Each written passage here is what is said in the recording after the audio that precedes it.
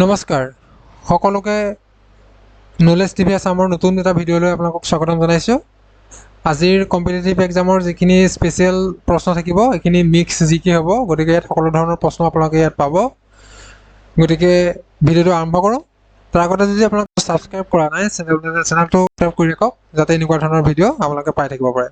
গতিকে আজিৰ প্ৰথম প্ৰশ্নটো হৈছে, মানৱ চকুৱে কোনো বস্তুৰ প্ৰতিবিম্ব ক'ত গঠন কৰে? মানুহৰ চকুত প্ৰথম প্ৰতিবিম্ব মানে ক'ত গঠিত হয় সুধিছে। গতিকে অপশ্যন দিছে কৰ্নিয়া, আইৰিছ, পিউপিল, ৰেটিনা। ইয়াত কোনটো শুদ্ধ হ'ব? ইয়াৰ শুদ্ধ উত্তৰ কি হ'ব? ইয়াৰ শুদ্ধ উত্তৰ হ'ব কৰ্নিয়া। ঠিক আছে। ছেকেণ্ড প্ৰশ্ন হৈছে বৰফৰ গলনাংক কিমান? বৰফৰ গলনাংক কিমান সুধিছে। ইয়াত দিয়া আছে অপশ্যনকেইটা 0 কেলভিন, 100 কেলভিন, -100 কেলভিন নে 273 কেলভিন। ইয়াৰ শুদ্ধ উত্তৰটো কি হ'ব? ইয়াৰ শুদ্ধ উত্তৰ হ'ব 273 কেলভিন।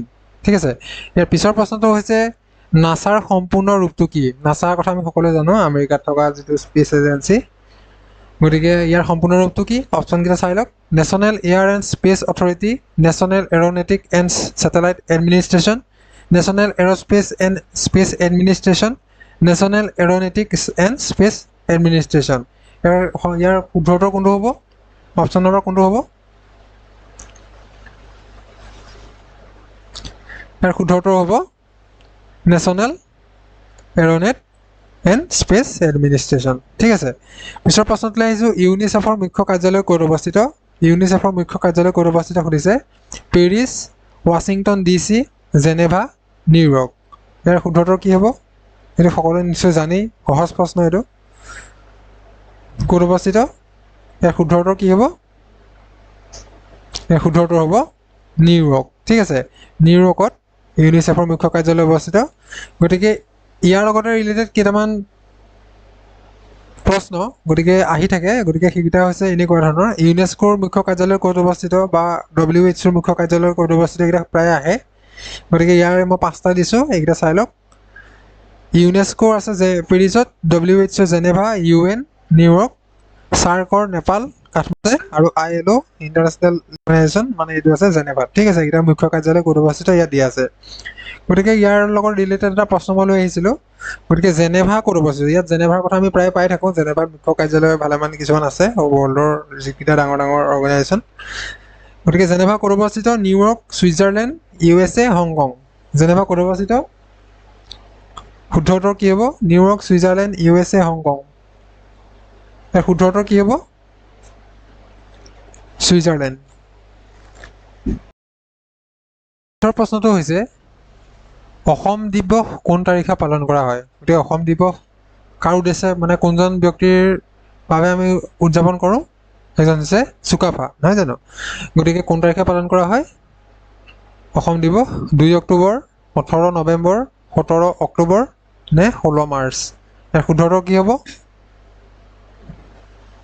ইয়াৰ শুদ্ধ উত্তৰ হ'ব 2 অক্টোবৰ। 2 অক্টোবৰ তাৰিখে আমি অসম দিৱস পালন কৰোঁ। 7 নম্বৰ প্ৰশ্ন হৈছে এটা ইংলিছৰ পৰা আনিছোঁ, ইংলিছ গ্ৰামাৰৰ পৰা। লাইৰ পাষ্ট টেন্স কি হয়? লাই, LIE, লাইৰ পাষ্ট টেন্স কি হয়? ইয়াৰ অপশ্যনকেইটা আছে লে, লেইট, লেইন নে লেট। ইয়াৰ শুদ্ধ উত্তৰ কি হ'ব? লাইৰ পাষ্ট টেন্স কি হ'ব? ইয়াৰ শুদ্ধ উত্তৰ হ'ব লে। ঠিক আছে। 8 নম্বৰ শুদ্ধ কোনটো? এইকেইটা শুদ্ধ কোনটো সুধিছে। Experience, experience, experience, experience. ইয়াৰ ভিতৰত মানে কোনটো শুদ্ধ? ইয়াত 3টা ভুল হৈ আছে, এটা শুদ্ধ হৈছে মাত্ৰ। ইয়াৰ কোনটো শুদ্ধ হৈছে চাই লওক ভালকৈ, কোনটো শুদ্ধ হ'ব ইয়াৰ। অপশ্যন নম্বৰ কোনটো হ'ব? ইয়াৰ শুদ্ধ হ'ব অপশ্যন নম্বৰ 4। পিছৰ প্ৰশ্ন হৈছে অশোক চক্ৰত কিমানডাল দণ্ড থাকে? অশোক চক্ৰটো চবেই দেখিছেই, আমাৰ জাতীয় পতাকাটো থাকে। গতিকে ইয়াত দণ্ড কেইডাল থাকে? 22ডাল, 24ডাল, 26ডাল নে 28ডাল? কেইডাল থাকে? এইটো সহজ প্ৰশ্ন। ইয়াৰ শুদ্ধ উত্তৰ হৈছে 24ডাল। অশোক চক্ৰত 24ডাল দণ্ড থাকে। পিছৰ প্ৰশ্ন আছে তলৰ কোনজনে জ্ঞানপীঠ বঁটা লাভ কৰা নাই? ৰাম ভদ্ৰাচাৰ্য, গুলজাৰ, নীলমণি ফুকন নে শ্ৰীকান্ত যোশী? ইয়াৰ কোনজনে লাভ কৰা নাই জ্ঞানপীঠ বঁটা?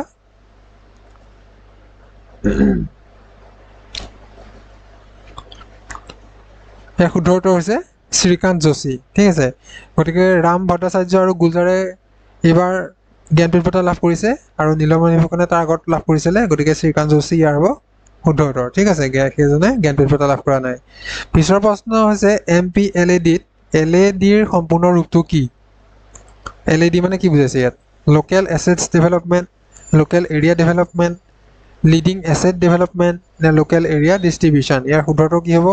এইটো প্ৰশ্ন এটা ইম্পৰ্টেণ্ট প্ৰশ্ন, এনেকুৱা প্ৰশ্ন আহি যাব পাৰে। ইয়াৰ শুদ্ধটো হ'ব লোকেল এৰিয়া ডেভেলপমেণ্ট। ইয়াৰ পিছৰ প্ৰশ্নটোলৈ আহিছোঁ, 2024 বৰ্ষত অস্কাৰ লাভ কৰা শ্ৰেষ্ঠ ছবিখনৰ নাম কি?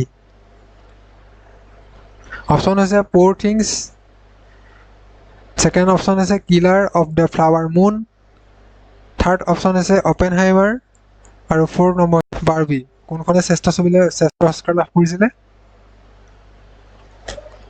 ইয়াৰ শুদ্ধটো কি হ'ব?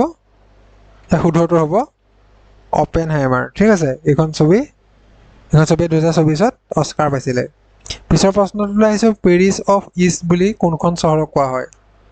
ইষ্টৰ পেৰিছ বুলি কোনখন চহৰক কোৱা হয়, মানে ভাৰতৰ সুধিছে। কোন অপশ্যন হৈছে দাৰ্জিলিং, উদয়পুৰ, জয়পুৰ আৰু কোচি। ইয়াৰ ভিতৰত কোনখনক হ'ব? কোনখনক ক'ব পেৰিছ অফ ইষ্ট বুলি? কোনখনক ক'ব? ইয়াৰ শুদ্ধ উত্তৰ হ'ব জয়পুৰ। জয়পুৰক পেৰিছ অফ ইষ্ট বুলি কোৱা হয়। পিছৰ প্ৰশ্নটোলৈ আহিছোঁ, পানামা খালে তলৰ কাক সংযোগ কৰিছে? অপশ্যন হৈছে ইজিপ্ত আৰু ৰেড চি আৰু মেডিটেৰিয়ান চি, আটলাণ্টিক মহাসাগৰ আৰু পেচিফিক মহাসাগৰ, নে ইয়াৰ এটাও নহয়? ইয়াৰ শুদ্ধ উত্তৰ কোনটো হ'ব? পানামা খালে কাক সংযোগ কৰিছে? ইয়াৰ শুদ্ধ উত্তৰ কি হ'ব? আটলাণ্টিক মহাসাগৰ আৰু পেচিফিক মহাসাগৰ, এই দুখনক পানামা খালে সংযোগ কৰিছে। গতিকে আজিলৈ 15টা প্ৰশ্ন আনিছিলোঁ। 15টা প্ৰশ্নৰ ভিতৰত কেইটা উত্তৰ দিব পাৰিলে জনাব। গতিকে এটা প্ৰশ্ন মই আপোনালোকলৈ লৈ আহিছোঁ, এইটো প্ৰশ্নৰ উত্তৰ কমেণ্ট বক্সত পাৰিলে জনাব। প্ৰশ্নটো হৈছে জয় জৱান জয় কিষাণ এই উক্তিটো কাৰ? তলত উল্লেখ কৰা এই উক্তিটো মানে কোনে কৈছিলে? অপশ্যন হৈছে সুভাষ চন্দ্ৰ বসু, বাল গংগাধৰ তিলক, ইকবাল, ভগত সিং। এইকেইজনৰ ভিতৰত কোনে জয় জৱান জয় কিষাণ উক্তিটো কৈছিলে? ইয়াৰ শুদ্ধ উত্তৰটো জনাব।